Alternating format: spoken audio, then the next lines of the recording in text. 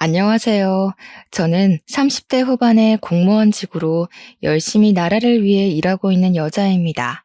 제가 이곳에 사연을 올리게 된 계기는 몇 년 전에 저에게 일어난 아주 어이가 없고 소름 끼치는 일이 발생했기 때문입니다. 정말 제 상상 밖의 일이 일어났던 터라 당시에는 이게 꿈인지 생시인지 구별이 가지 않을 정도였어요. 믿었던 사람에게 그렇게 큰 배신을 당할 줄은 정말 이래서 한 치 앞도 모르는 인생이라는 말이 있나 봅니다. 지금은 물론 남편이랑 아이랑 행복하게 오순도순 살고 있긴 하지만 아직도 몇 년 전 그 일을 생각만 하면 배가 다 당겨오는 듯한 경련이 일어난답니다. 어떤 일인지 궁금하시죠? 지금부터 제가 제 얼굴에 침 뱉길지 모를 그 이야기를 시작해 보도록 하겠습니다. 시간을 거슬러 올라가 남편과 처음 만났던 그 시절부터 이야기를 해볼까 합니다. 저는 남편을 처음 만날 당시 공무원이 되기 위해 시험을 준비하고 있었던 수험생이었습니다. 독서실은 너무 답답해서 저와 잘 맞지 않았고 도서관 열람실을 매일같이 문 열 때 들어가서 문 닫을 때 나오곤 했습니다. 열람실 자리 싸움이 은근히 치열하거든요. 그래서 매일 아침 7시에 가서 자리를 맡아서 공부를 하고 있었죠. 제 자리가 볕이 은근히 비치는 자리라서 등도 따숩고 밝아서 그 주변이 인기가 많았어요. 남편은 제 옆옆 자리에 앉아서 항상 공부를 하고 있었습니다. 원래 공부하는 애들의 규칙 같은 게 있거든요. 자기가 앉던 자리에 앉아서 공부를 해야지만 집중도 잘 되고 문제도 술술 잘 풀리는 그런 하찮은 징크스요. 그날 원하는 자리에 앉지 못하면 은근히 공부가 안 되고 신경 쓰이고 해서 하루를 망치곤 하거든요. 매일 아침 7시에 가서 문 열자마자 그 자리를 차지하고 공부를 하는 자리에 집착적인 사람은 물론 저와 남편밖에 없긴 했습니다. 그러다 보니까 서로에게 조금 안면이 있고 눈길이 가게 되었달까요? 관심이 생겼다는 건 아니고 그런 거 있잖아요. 자연스럽게 오늘도 왔네, 내일도 오려나 하는 그런 정도요. 그때는 둘 다 미친 듯이 공부를 할 때라 서로에게 말을 걸거나 궁금할 것도 없긴 했어요. 당장의 합격이 가장 중요한 일이었으니까요. 가끔 화장실에 갈 때나 음료를 뽑아 먹으러 움직일 때마다 남편의 자리를 힐끗 보면 공부 중인 책들이 질비해 있었는데요. 자연스럽게 남편이 변리사 시험을 준비하고 있다는 사실을 알게 되었어요. 변리사 시험은 웬만한 머리로 합격하기 힘들다는 이야기를 익히 들어 알고 있었기에 참 똑똑한 사람인가 보다 하고 말았죠. 제 시험이 코앞에 있는데 제가 뭐 남의 인생에 궁금해할 시간이 있었을까요? 아무튼 소위 말하는 코피 쏟을 정도로 빡세게 열심히 공부를 하고 있었던 어느 날 정말로 제가 코피를 쏟고 말았습니다. 제가 놀래서 정숙해야 하는 도서관에서 하고 소리를 내고 말았던 거죠. 제 소리에 놀란 남편이 저를 쓱 봤는데 제가 진짜 책에 뚝뚝 떨어질 정도로 코피를 흘리고 있으니까 자기도 깜짝 놀란 거예요. 자기도 모르게 헐 이러는 바람에 다른 자리에 앉아있던 사람들까지 인상 쓰면서 저희 다 쳐다보고 놀래서 저도 죄송하다고 사과드리고 그러고 나서 열람실 밖으로 뛰어나왔죠. 코피가 멈추질 않아서 막 휴지 뭉텅이로 틀어막고는 하늘을 보고 병원을 찾아가야 하나 하고 있었습니다. 그런데 뒤에서 누가 고개 젖히지 말고 숙이세요 하더라고요. 보니까 남편이 쫓아 나왔더라고요. 코피로 흠뻑 젖은 제 휴지를 가져가더니 새로운 휴지 뭉텅이를 주면서 코를 꽉 누르더라고요.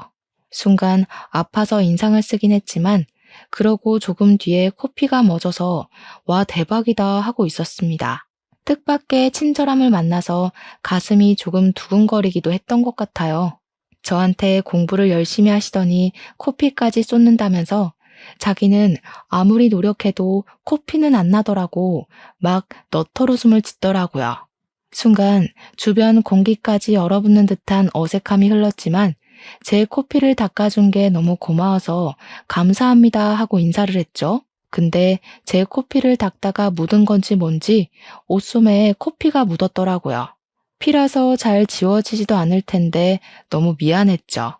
제가 되게 조심스럽게 소매에 제 코피가 묻은 것 같다고 이야기를 하니까 아, 이거 아끼는 옷인데 하면서 옷을 살펴보더라고요. 아끼는 옷 같아 보이긴 했어요. 어쩐지 매일같이 그 옷만 입고 오더라니까요. 제가 멀뚱히 있을 수는 없어서 세탁비를 드리겠다고 말을 걸었더니 곰곰이 생각을 해보더니 그러지 말고 밥이나 한 끼 사달라고 하더라고요. 가난한 변리사 수험생이라면서 저한테 공무원 시험 준비하시나 봐요? 얼마 안 남았죠? 하면서 넉살 좋게 굴었어요. 저는 속으로 솔직히 세탁비 얼마나 한다고 밥을 사라는 건지 좀 구시렁거리고 있었거든요. 그래도 저한테 고마운 사람이니까 한 끼 사겠다고 했더니 예상 밖으로 도서관에 있는 매점에 가서 우동을 시키더라고요.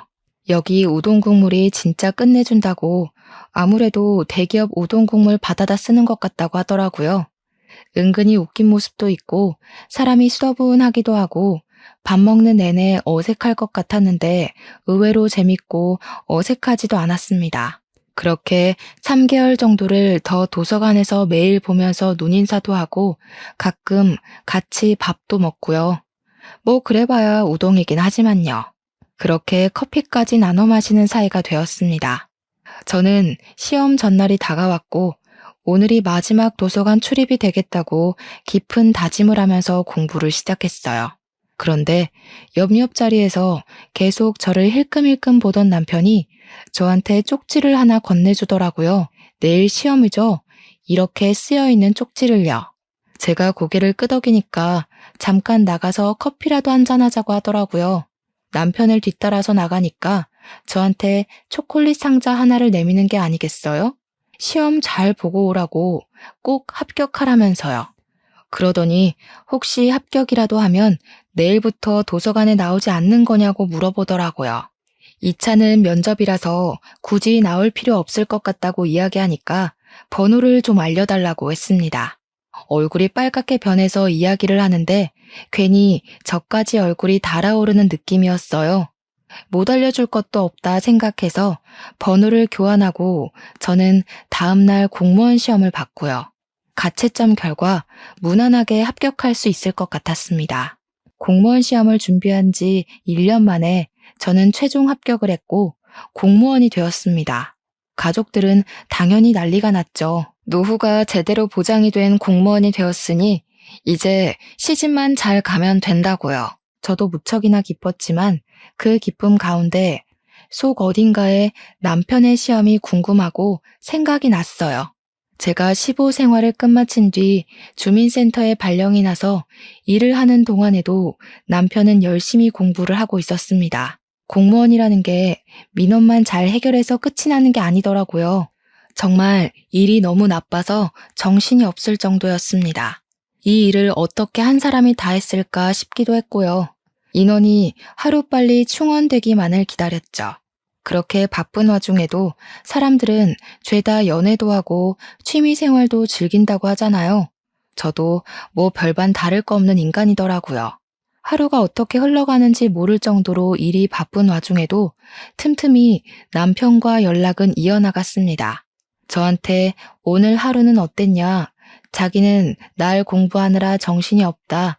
이런 식으로 연락이 오면 저는 실무를 맡게 되니까 너무 어렵다.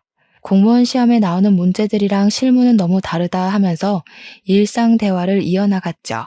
남편은 주말에도 공부를 해야 하니까 사실 만나서 밖에서 뭐 데이트를 한다거나 하는 일은 없었지만 도서관에는 휴관일이라는 게 존재한답니다. 나라에서 운영하는 공간이다 보니 주에 한 번 휴관일이 꼭 있거든요. 그때나 잠깐 만나서 못다한 이야기를 꽃피웠죠. 제가 일하는 주민센터가 도서관이랑 멀지 않은 곳이라는 것도 큰 장점 중에 하나였어요. 점심시간에 실무관들이랑 같이 밥을 먹지 않아도 되는 날에는 도서관에 가서 남편이랑 같이 우동을 먹었거든요. 그렇게 시간을 보내다 보니까 어느 날 문득 우리가 데이트를 하고 있는 게 아닌가 하는 생각이 불쑥 들더라고요. 저는 항상 명확한 걸 좋아하는 성격이었기에 그냥 남편에게 대놓고 물어보았습니다. 혹시 우리 무슨 사이인지 알아요? 하고요. 한참 말이 없던 남편이 저한테 쑥스러워하면서 말을 하더라고요. 사실은 어떻게 말을 해야 하나 고민을 하긴 했었다면서 우리 사귈래요? 하고요. 저도 뭐 남편한테 스며들고 있었던 터라 고개를 끄덕이며 긍정의 표시를 보냈고 우리 둘은 그날부터 연인 사이로 발전하게 되었습니다. 남편은 저와 연애를 시작한 지 얼마 되지 않아 변리사 시험을 보았고요. 아쉽고 슬프게도 1차에서 낙방을 하고 말았습니다. 변리사 자격증을 따는 게 정말 쉬운 일이 아니더라고요. 물론 공무원 시험도 쉬운 건 아니었지만 조금 차원이 다르다고나 할까요? 진짜 쟁쟁한 똑똑이들 사이에서 치열하게 경쟁을 해내고 쟁취를 해야 했어요. 저라고 쉽게 공무원이 된 건 아니지만 변리사 시험은 아예 1년을 통으로 써가면서 시험을 봐야 하니까 힘들긴 하겠더라고요. 남편은 다음 시험을 준비하기 위해 공부에 다시 돌입을 하게 됐고요. 저는 제 월급을 털어가면서 남편의 뒷바라지를 시작했습니다. 도시락을 싸들고 찾아가서 배를 채워주기도 했고, 쉬는 날 남편이 도서관에서 공부를 하니까 저는 그 옆에 앉아서 책을 보기도 했고요. 그냥 같은 공간에 있는 것만으로도 행복하고 안정감이 느껴지더라고요. 그런 식으로 소소한 데이트를 즐기면서 1년을 보냈고 남편은 두 번째 시험을 보게 되었습니다. 이번에는 1차를 합격했기 때문에 더 집중해서 2차 시험을 준비하고 있었어요. 4개월이라는 시험 준비 기간이 존재했기에 남편은 정말 마지막이라고 생각하고 준비를 할 거라고 다짐을 했죠. 4개월은 정말 꼬박 공부에만 매달렸음에도 남편은 2차 시험 결과를 낙방으로 맞이해야 했습니다. 그렇게 연말은 찾아왔고 남편과 저는 우중충한 분위기로 새해를 맞이할 준비를 시작했어요. 그렇게 2년 가까이 만나오면서 나이가 어느 정도 혼기에 가까워져 오게 되었습니다. 물론 남편과 알게 된 시간은 좀 더 길었지만 연인이 된 시점으로 봤을 때는 2년이었죠. 제 나이가 벌써 35살에 접어들었고 집에서는 공무원 딸내미 언제 시집가나 목 빠지게 기다리고 계셨어요. 솔직히 공무원이 월급은 좀 작을지 몰라도 연금 생각하면서 버티는 거 아니겠습니까? 정년도 길고 노후 보장은 정말 확실한 직업이니까요. 게다가 나라의 녹봉을 먹는 직업이니 국가에서 지원이 나오는 것도 꽤 괜찮은 게 많았거든요. 자연스럽게 선자리가 줄줄 이어지곤 했습니다. 그때마다 저는 당연하게도 만나는 사람이 있다고 거절을 하긴 했었는데 저희 집에서는 무척이나 탐탁지 않아 했습니다. 변리사 시험을 준비 중인 남편은 기약 없이 공부를 해야 하는 입장이었으니까요. 공부만 죽으라고 하는 사람이 돈이 있겠습니까? 당연히 돈도 없고 돈을 벌지도 못하는 입장이었으니까 우리 딸이 뭐가 모자라서 저런 남자를 만나냐고 했어요. 같은 공무원이나 아니면 교사 같은 사람이라도 만나면 정년까지 얼마나 안정적이겠냐고 저를 설득하셨죠. 어쩐지 선자리를 들이밀 때마다 저랑 비슷한 직업군에 있는 사람들로 추려오시더라고요. 저는 버티다 안 되겠기에 남편에게 솔직하게 이야기를 했습니다. 집에서는 제가 하루라도 빨리 결혼하길 원하고 있다고요. 안정적인 직장을 가지고 노후가 보장된 사람이랑 결혼하기를 바라고 있어서 그런 사람들을 골라다가 선자리를 들이민다고 했습니다. 그때 남편은 정말 바보 같게도 저에게 헤어지자고 이별을 고했습니다. 자기가 앞으로 몇 년을 더 공부하게 될지 기약이 없다면서 부모님 마음에 쏙 들 수 있는 좋은 사람을 찾아가라고 했어요. 그런 남편의 자신 없는 모습에 저도 지쳐서 헤어지겠다고 해버렸습니다. 일주일이 지나고 2주일이 지나도 헤어진 남편에 대한 생각이 떠나가질 않더라고요. 밥은 먹고 있나 공부는 하고 있나 하면서요. 결국은 참지 못하고 도서관 앞으로 찾아가서 결심을 하고 열람실에 들어갔는데 남편이 없더라고요. 연애를 하는 동안에도 거의 땡땡이 치는 모습을 본 적이 없어서 어디 아픈 건 아닐까 걱정이 되더라고요. 저도 모르게 남편의 집을 찾아가게 되었습니다. 남편의 집 앞에 도착해서야 이성이 찾아오면서 제가 여길 왜 왔는지 도무지 모르겠더라고요. 문 앞에서 발만 동동 구르면서 어쩌지 어쩌지 하고 있는데 뒤에서 누가 저한테 저기요 하고 말을 거는 거예요. 웬 아줌마가 저를 의아하게 보면서 여기 무슨 일로 찾아오신 거냐고 묻는데 느낌이 딱 남편의 엄마, 그러니까 시모 같더라고요. 제가 진한 씨 어머님이세요? 하고 물어보니까 고개를 끄덕이시더라고요. 솔직하게 이야기를 하는 게 좋을 것 같아서 사실은 내가 진한 씨랑 오래 만난 여자친구라고 헤어졌는데 도무지 걱정이 되고 보고 싶고 해서 찾아왔다고 말을 했습니다. 그러니까 어머님께서 어머 하시더니 안 그래도 진한이가 요즘 도서관도 안 가고 정신 나간 사람처럼 굴고 있어서 걱정이었다고 하셨어요.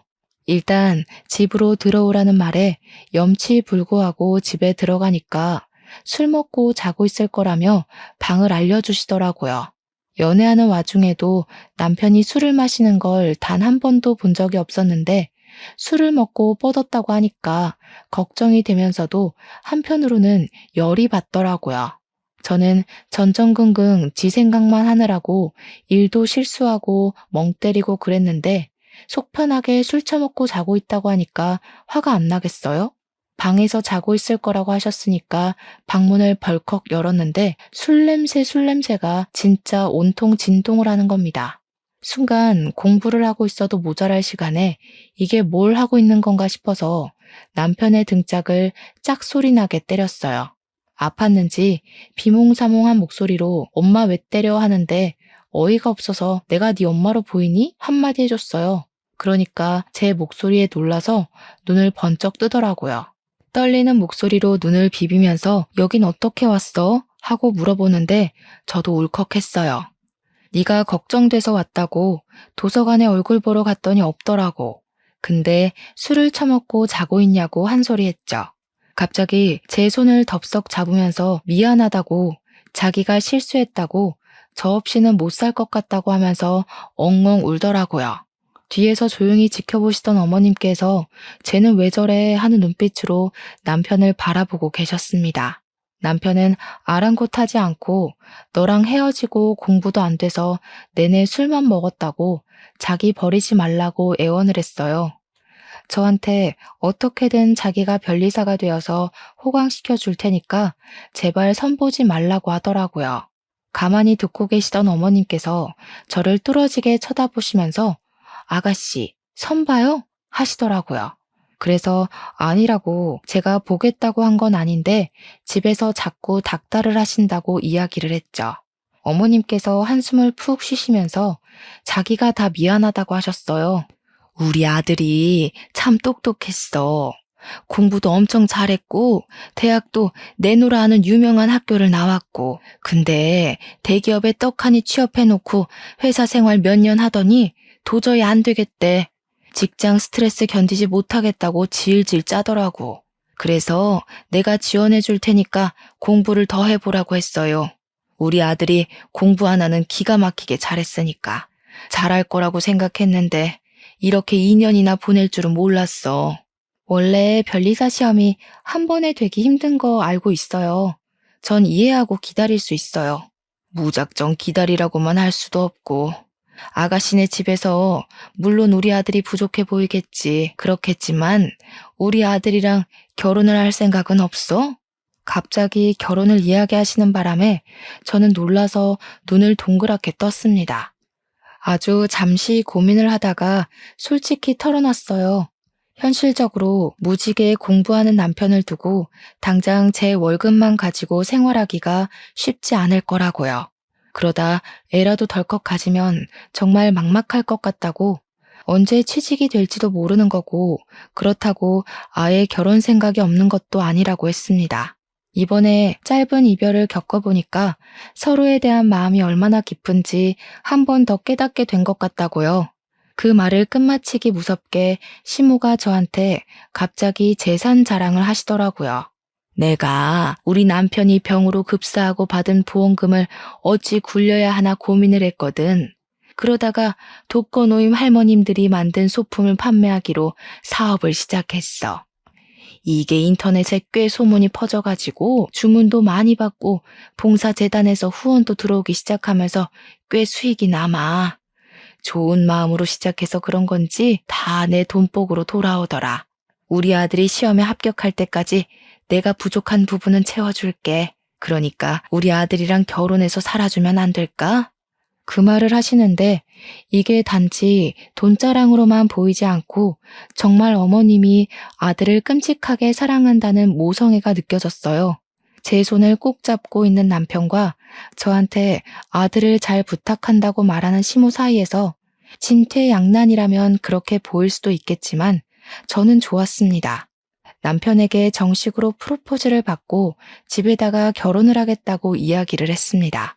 친정에다가는 통보식으로 전했더니 부모님께서는 당연히 난리가 나면서 반대를 시작하셨죠. 어떻게 다른 직업도 아니고 백수사위를 맞으라고 이야기를 할 수 있냐고요. 아무리 사돈어른이 가진 돈이 있다고 해도 그렇게 평생 살 수 없지 않냐고요. 사업하는 사람이 언제까지 사업이 잘 될 거라는 보장도 없고 귀하게 키운 딸 그런 불구덩이 속으로 보낼 수 없다고 하셨어요. 죽어도 안 된다고 머리까지 싸매고 반대를 시작하셨고 우리 남편은 문전박대를 당하기 일쑤였으며 소금을 맞기도 했습니다. 그럴 때마다 저도 부모님께 얼마나 화를 냈는지 몰라요. 공부하기도 바쁜 사람인데 매일같이 찾아와서 시간을 낭비하는 것도 서러웠고요. 아들이 이런 취급을 받는 걸 아시면서도 시모는 저를 응원해 주었습니다. 우리 아들이 죽고 못 산다는데 조금만 버텨달라고요. 제가 다 얼굴이 화끈거리고 죄송해서 할 말이 없었죠. 그렇게 한 달을 꼬박 매일같이 찾아와서 갖은 모욕을 당하면서도 제가 없으면 죽어도 안 된다는 남편에게 우리 엄마가 먼저 함락당하셨습니다. 우리 남편이 참 성품도 바르고 또 시모가 독거노인을 위한 사업을 하고 있다는 걸 알게 되면서 인성은 훈훈한 집안이라고 느끼신 거죠. 엄마가 마음의 문을 열고 집에 발은 들이게 해주자 집안 분위기가 점점 우호적으로 바뀌게 되었습니다. 철옹성 같은 우리 아빠는 끝까지 반대 의견을 굽히지 않았으나 결국 상견례 자리를 가지게 되었습니다. 물론 상견례 자리까지 오기에는 저의 단식 투쟁이 좀 큰일을 하긴 했죠. 결혼 허락을 해주지 않으면 집에 발도 들이밀지 않겠다. 내가 손주를 두루두루 낳고 살 때 아빠는 외롭게 살아갈 거라고 항쟁한 결과였습니다. 상견례 자리에서 시모는 고개를 연신 숙여가며 모자란 아들을 받아주셔서 정말 감사드린다고 인사를 하셨어요. 귀한 딸을 며느리로 맞이할 수 있게 허락을 해주셔서 감사하다고요. 시모가 저자세로 나오면서 저를 아낌없이 사랑해주겠다고 말을 하자 우리 엄마도 몸둘 바를 몰라 하셨습니다. 아빠는 여전히 노기가 가라앉지 않아 심기 불편해 하셨지만요. 그래도 시모가 시집살이 같은 거 절대 시키지 않을 거라고 애들 살림에 관심 갖지 않을 거고 매달 일정 금액도 지원해 주겠다고 하셨어요. 집도 원한다면 본인 이름으로 대출을 받아서 해줄 거라고 하니 그제야 아빠의 화가 점점 가라앉았죠. 세상에 어느 부모가 자기 딸을 귀하게 대접해주겠다고 연신 굽신거리는데 싫은 사람이 어디 있겠습니까? 결국엔 다들 웃는 얼굴로 상견례 자리를 마치게 되었고 자연스럽게 결혼식 날을 잡게 되었습니다. 제 친구들이며 공무원 동료들은 백수랑 결혼한다는 사실에 무척이나 놀라워했습니다. 누구보다 안정적인 노후를 위해 달려온 저의 파격적인 행보에 얼마나 사랑하면 저럴 수 있을까 싶었던 거였겠죠. 사랑으로 감싸 안을 수 있다는 사실은 정말 변하지 않았습니다. 저는 남편과 결혼을 했고 신혼여행은 나중에 남편이 변리사 시험에 합격하고 나면 가자고 약속을 걸었습니다. 지금은 무엇보다 합격이 제일 중요했고 공부를 해야 할 시기였으니까요. 변리사 1차 원서 접수가 시작이 되었고 남편은 매일 밤 10시까지 도서관에서 공부를 하고 집으로 돌아와 또 공부를 했습니다. 저는 출근을 해야 했기에 패턴이 남편과 맞지 않았고 혼자 자야 하는 날이 늘어났지만 그래도 좋았습니다. 남편이랑 한 공간에 있다는 사실 자체가 안정이 되는 일이더라고요. 주말에 가끔 외출도 하고 맛있는 것도 사 먹으면서 소소한 데이트를 즐기며 살았는데 아무리 그래도 수험생이니까 매번 나가 놀 수는 없지 않겠습니까? 가고 싶은 맛집이나 예쁜 카페들도 리스트만 쭉 세워놓고 남편에게 가자는 말은 못하고 고민만 하고 있었죠. 우리 부모님한테 가자고 이야기를 하면 아빠가 뻔히 그런 남편 만나니까 데이트도 못하고 고생하는 거 아냐? 라고 할 게 뻔했거든요. 어쩔 수 없이 시무한테 혹시 어머님 저랑 데이트나 한번 하실래요? 하고 연락을 드렸죠.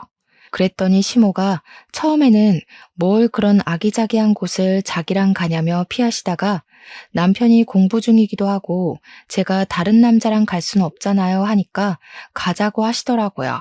한 번, 두 번 그렇게 저랑 맛집에 줄을 서서 밥을 먹기도 하고 예쁜 카페에 가서 서로 사진도 찍고 하면서 시간을 보내니 즐거우셨나 봐요. 맨날 집에서 일만 하시다가 젊은이들 가는 공간에 같이 가서 바람 쐬고 하니까 좋으신 거죠. 어느 날부터는 먼저 연락이 와서 파주에 엄청 맛있는 유부 우동집이 있다던데 한번 가보자 하면서 저를 끌고 다니셨어요. 그래서 남편보다 시모랑 훨씬 더 즐거운 추억을 만들게 되었죠. 항상 시모는 저에게 네가 우리 집안의 복덩어리다. 내가 우리 며느리 덕에 노후가 행복하다 하시면서 저를 축혀 세워주셨습니다. 다 늙어서 이렇게 맛집이라는 곳에 가서 줄 서서 밥도 먹어보고 젊은 애들이 가는 아기자기한 카페에 와서 수다를 떨고 여유를 즐기게 될 줄 몰랐다고 하시더라고요. 어머님이 자기 젊었을 때 이런 곳이 없었던 것도 있지만 시부가 이런 데에 데리고 올 생각도 안 했다고 하셨어요. 결혼 생활 내내 집에서 살림하고 밥 차리고 한 기억밖에 없다면서 즐거운 추억이 없었다고 하시더라고요. 건설업에 종사하셨던 시부는 맨날 영업을 뛰러 다녔기에 허구한 날 술만 먹고 들어오셨대요. 술이 해독이 되기도 전에 또 마시고를 반복하다가 결국에는 간이 급격하게 나빠지면서 급사를 하게 되었다고 하더라고요. 아이를 하나 가지게 된 것도 정말 우연치 않게 생긴 거라고 하시면서 같이 잠자리를 드는 날이 거의 없었다고 하셨습니다. 그러면서 제 손을 잡고 공부하는 남편 힘들지 않냐고 잘 버텨내고 이겨내줘서 고맙다고 하시는데 눈물을 뚝뚝 흘리시더라고요. 어디서 이런 똑부러진 아이를 며느리로 맞이할 수 있겠냐면서 복덩이다 우리 복덩이 하셨습니다. 저는 어머님이 잘 봐주신 덕이라고 앞으로 효도할 수 있게 노력할 거라고 남편도 시험에 꼭 붙을 거라고 했습니다. 이번 시험에도 남편은 1차 시험에 당당하게 합격을 했고 2차 시험을 준비하느라 정신없었죠.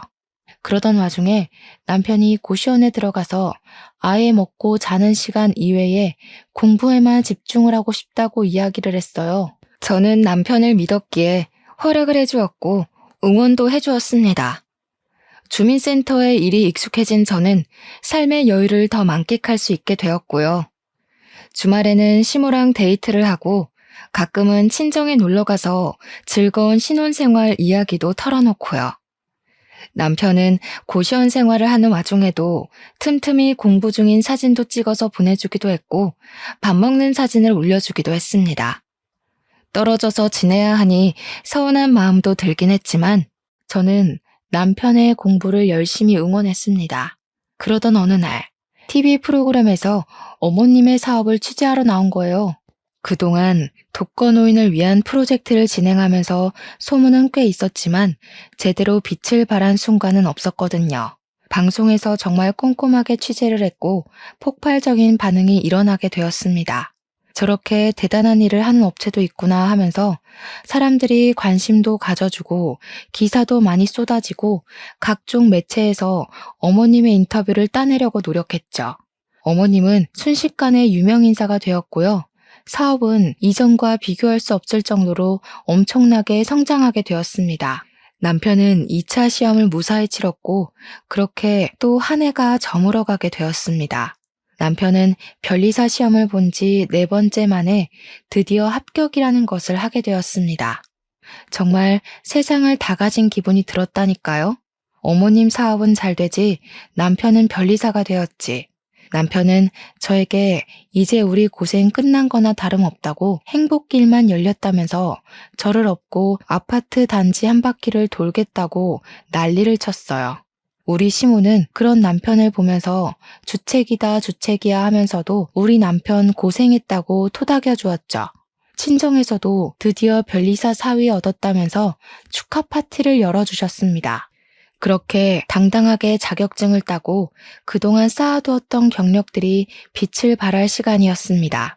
좋은 대학을 졸업한 것도 대기업에서 일을 했었던 경력들까지 한데 모이니 인정이 되더라고요. 우리 남편은 시청에 있는 꽤 유명하고 큰 변리사 사무실에 취직을 하게 되었고 초봉치고는 꽤 많은 돈을 벌어오기 시작했습니다. 정말 너무나도 다행인 건 돈을 벌면 갖은 유혹에 시달릴 법도 한데 우리 남편은 정말 저밖에 모르는 사람이었다는 겁니다. 월급도 전부 저에게 갖다 바치고 합격했으니까 신혼여행을 다녀오자는 약속을 지키겠다고 하더라고요. 저는 생각도 해보지 않았던 신혼여행이라 무척이나 들떠 있었습니다. 구정 연휴에 앞뒤 연차까지 모조리 붙여서 길게 신혼여행을 다녀왔어요. 어머님께서는 저에게 가서 펑펑 쓰고 놀라며 큰 돈을 쥐어주시기도 했습니다. 우리 아빠도 드디어 변리사 명함이 찍힌 우리 남편을 보면서 인정을 해주었고요. 앞으로 우리 사위는 건강만 하라고 마음을 쏙 뒤집으셨네요. 그렇게 행복한 나날이 지속되는 줄 알았건만 남편이 새로 취직한 회사가 일이 정말 많은 회사였습니다. 가 신입이라고 일을 좀 적게 주나 했더니 정말 얄짤없이 굴려먹더라고요. 저는 어쩔 수 없이 주말 데이트는 시모와 함께 해야겠구나 하면서 새로운 맛집을 찾아 리스트를 정리하고 있었어요. 그런데 우리 시모도 사업이 갑자기 번창하게 되었다고 했잖아요. 그러다 보니까 인터뷰며 다른 기업이랑 협업이며 엄청 바빠지게 된 것이었죠. 공무원 생활도 바쁘다고 다들 입 아프게 이야기를 하는데 시모와 남편에 비하면 저는 정말 세 발의 피였습니다. 시모를 만나는 횟수가 점점 줄어들게 된 건 어쩔 수 없는 일이었어요. 일이 많이 바쁘시니까 지방 출장까지 가니까 내가 이해해야지 했죠. 그런데 어느 날부턴가 제가 전화를 하고 문자를 해도 시큰둥한 반응을 보이시는 게 아니겠어요? 주말에 바쁘시냐고 지난번에 못 가본 맛집에 가자고 이야기를 하면 저한테 그날은 다른 회사 사모님들이랑 약속이 있다고 거절하시고요. 또 어떤 날은 같이 협업을 하기로 한 대기업 임원들이랑 골프를 치러 가기로 했다고 바쁘다고 하시고요. 저는 우리 시모가 골프를 칠 줄 안다는 사실도 전혀 모르고 있었거든요. 오죽하면 저한테 화나신 게 있는 건가 싶을 정도였어요. 저한테 예전처럼 다정하지 않고 쌀쌀맞게 이야기를 하셨거든요. 하루는 남편이랑 같이 시댁에 갔는데 시모가 남편을 보면서 활짝 웃으시고는 우리 귀한 아들 어서와 하시더니 저를 보고는 왔니? 한마디 하시는 거예요. 제가 하도 이상해서 어머님 저한테 서운한 거 있으세요? 하니까 내가 너한테 뭐가 서운하겠니? 그냥 속이 터지는 거지 하더라고요. 제가 무슨 일이냐고 묻자 손을 휘휘 저으면서 아무것도 아니라고 자기 속이 시끄러운 거니까 내버려 둬라 하시대요. 같이 밥 먹는 내내 저를 한 번 보고 한숨, 남편 한 번 보고 한숨 하시더니 너네 아이는 언제 가질 거니? 하고 물으셨어요. 남편이 이제 슬슬 준비해 보려고 한다고 대답하자 어머님께서 굳이 애를 꼭 낳아야겠니? 하시더라고요. 제가 아무 소리 안 하고 있다가 어머님 손주 보고 싶다고 하셨잖아요. 하니까 저를 쓱 보시더라고요. 아니 뭐 너네가 언제까지 같이 살지도 모르는 거고. 순간 제가 이게 무슨 소리인가 싶어서 아무 말도 못하고 있는데 남편이 엄마 그게 무슨 소리야? 하면서 짜증을 확 냈어요. 그러니까 시모가 움찔하면서 아니 뭐 사람 이름 모르는 거 아니냐고 말이 그렇다는 거지 하시대요. 저는 너무 충격이었죠. 갑자기 어머님이 저한테 왜 저러나 싶고요. 그렇게 2달이라는 시간이 흐르는 동안 어머님은 대놓고 제 연락을 피하기 시작하셨어요. 가끔 연락이 닿거나 어머님께서 전할 말이 있어 전화를 하실 때도 꼭 끝에는 아이를 갖지 말라고 몇 번이나 말을 하셨죠. 저도 슬슬 기분이 나빠지더라고요. 언제는 간이고 쓸개고 다 빼줄 것처럼 하더니 애도 싫다 저도 싫다 하시니까요. 저는 딱히 잘못한 것도 없는데 갑자기 내쳐지는 기분이 들어서 빈정상했죠. 그러던 어느 날 어머님께서 갑자기 저한테 만나자고 하시더라고요. 알겠다고 언제가 좋겠냐고 물어보면서 말을 했죠. 어머님, 지난번에 가려고 했다가 못 갔던 시장에 있는 맛집 가실래요? 하니까 저한테 무슨 시장에서 보자고 하냐며 넌더리를 치시는 거예요. 어머님 시장 구경하시는 거 좋아하셨잖아요 하니까 그것도 다 옛날 아니냐고 이제는 급이 다르대요. 잘 나가는 사업가에 변리사 아들까지 뒀는데 내가 시장 통해서 밥을 먹는 게 말이 돼? 언제는 1,000원짜리 핫바도 맛있게 나눠 먹었는데 저러니까 진짜 이상하더라고요. 방송을 탄 이후에 몇 개월을 회장 사모며 무슨 기업 임원들이며 하는 사람들이랑 어울리고 다니시더니 아무래도 그쪽에 물이 든 것 같았습니다. 저한테 주소를 보내주시면서 무슨 명품 매장 안에 있는 카페로 오라고 하시더라고요. 저는 명품 가방 파는 매장에서 카페까지 운영을 하는지 처음 알았습니다. 무려 집에서 40분이나 떨어져 있는 압구정동까지 오라고 하길래 멀리 떨어진 곳으로 부르는 시모가 영 이해가 안 됐습니다.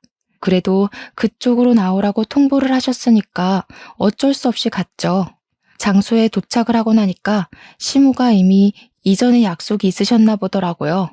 진주 목걸이를 치렁치렁하게 늘어뜨린 사모님처럼 보이는 여자랑 커피를 마시고 계셨습니다. 제가 어머님하고 부르니까 휙 돌아보면서 왔니? 한마디 하셨어요. 이 자리에 앉아도 되나 고민하고 있는데 그 사모님처럼 보이시는 분이 저를 보고 이분이 며느님? 하시더라고요. 근데 어머님이 맞아요 하는데 그 표정이 뭔가 상당히 이질적으로 느껴졌어요. 저를 위아래로 쭉 길게 훑어보는데 동물원 원숭이라도 된 기분이 들어서 별로더라고요. 시모가 저한테 갑자기 시비를 걸더라고요. 예, 너는 내가 여기까지 불렀으면 옷 좀 차려입고 오지. 이게 뭐니? 촌스럽게. 평소에 입고 다니는 그대로 입었는데 무슨 문제라도 있나요? 네가 들고 다니는 가방도 엘사 짝퉁이잖아. 내가 정말 부끄러워서 원. 어머님, 그럼 여기 명품 매장이던데 저 가방 하나 사주세요. 어머 얘가? 공무원 월급 쥐꼬리만큼 버는 주제에 명품 가방이 가당키나 하니? 남들은 지 시모한테 턱턱 사다 바친다던데 네 월급 3달 모아봐라. 여기 가방 하나 살 수 있나? 순간 제가 너무 부끄러운 거예요. 진주 목걸이를 한 사모가 그 사이에 일어나서는 먼저 가본다고 인사를 하는데 우리 시모가 벌떡 일어나서 고개를 숙이더라고요. 사모님, 다음에 뵙고 다시 이야기 나누자고 굽신거리면서 제가 잘 타이를게요 하는데 이게 뭐지 싶었어요. 그 사모님이 가시고 나서야 여기까지 무슨 일로 부르신 거냐고 물어보니까 시모가 저를 빤히 보더니 충격적인 이야기를 하시더라고요. 예, 내가 너 미워서 하는 소리 아니다. 우리 아들이 변리사가 되고 곧 억대 연봉을 받을 예정인데 한 달에 겨우 200만 원 버는 너랑은 급이 안 맞지 않겠니? 나도 사업이 잘 풀리고 나니까 내놓으라 하는 기업들 사모님한테서 이런저런 이야기를 듣게 되더라. 방금 나가신 사모님이 A기업 사모님인데 그 딸이 이혼해서 혼자라고 하더라고. 저는 시모가 무슨 이야기를 하는지 전혀 감이 오지 않아서 그냥 듣고 있었어요. 우리 아들이 변리사라고 하니까 마음에 든다고 하시면서 결혼했냐고 묻대. 하긴 했다고. 근데 언제 헤어질지는 모른다고 했지. 어머님, 그게 지금 무슨 소리세요? 자기 딸도 돌싱이라면서 애만 없으면 이혼시키고 재혼시키는 게 어떻겠냐고 하시더라. 집안도 빵빵하고 딸이 음악을 했는데 음대에서 교수하고 있대. 너랑은 완전히 급이 다르지 않니? 그래서 지금 저보고 이혼이라도 하라는 말씀이세요? 공무원 시험 한 번에 합격했다더니 말귀를 잘 알아듣는 건 아주 좋아. 우리 아들 좀 놔주라. 우리 아들 재혼하면 더 잘 나갈 수 있는데 내가 마음이 급해서 너무 섣부르게 결혼을 시켰어. 제가 진짜 어이가 없어가지고 믿었던 시모에게 발등 제대로 찍힌 거죠. 저도 할 말은 해야겠다 싶었습니다. 제가 어머님 아들이랑 결혼해서 백수이던 시절에 돈 다 벌어와서 먹여 살린 거 아시죠?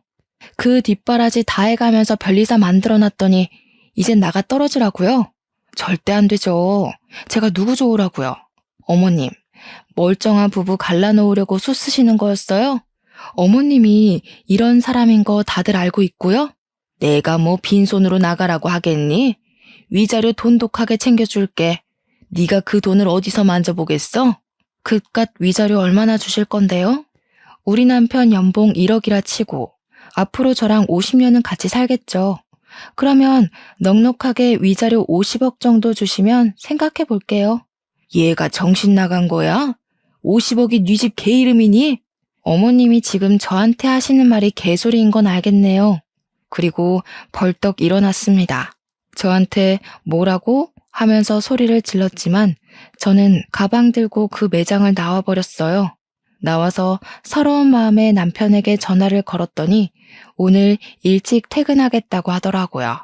남편이 집에 오자마자 붙잡고 어머님이 당신이랑 이혼하라고 했다고 어느 기업 사모님이 당신이 마음에 든대 하면서 하나하나 고자질을 했죠.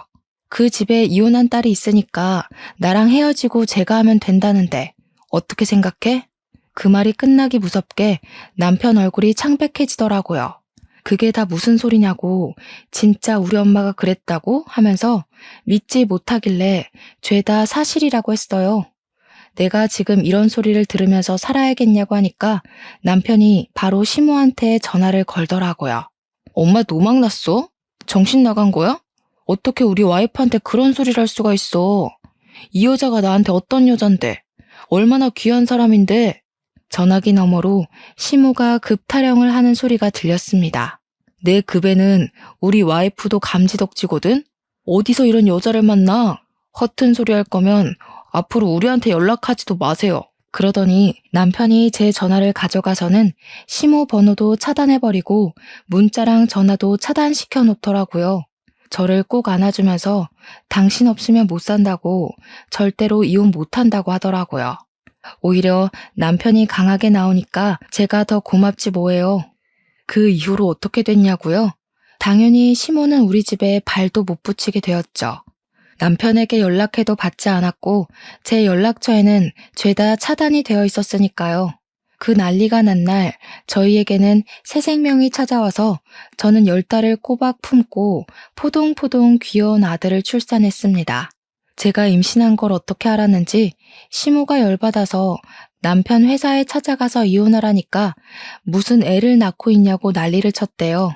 당연히 그 난리친 이후로 우리 아이 한 번도 못 보고 지금까지 사는 중이랍니다. 우리 시모 사업은 방송 탄 이후로 아주 잠깐 반짝했다가 지금은 다시 시들시들해져서 이전으로 돌아갔어요. 회장 사모님들이며 임원들이며 단물 다 빠진 시모한테 골프는커녕 전화도 안 하는 것 같더라고요. 이게 다 인과응보 아니겠어요? 그렇게 급타령하면서 잘난 척하더니 지금은 외롭게 손주 얼굴도 모른 채 살아가고 있으니까요. 남편은 견고하게 저를 지켜주고 있어요. 저도 여전히 공무원으로서 열심히 하루하루를 잘 살아가고 있답니다. 이래서 마음을 곱게 쓰고 살아야 하나 봐요. 여러분들도 인과응보를 꼭 마음에 새기면서 사시길 바랍니다. 길었던 제 사연 들어주셔서 정말로 감사합니다.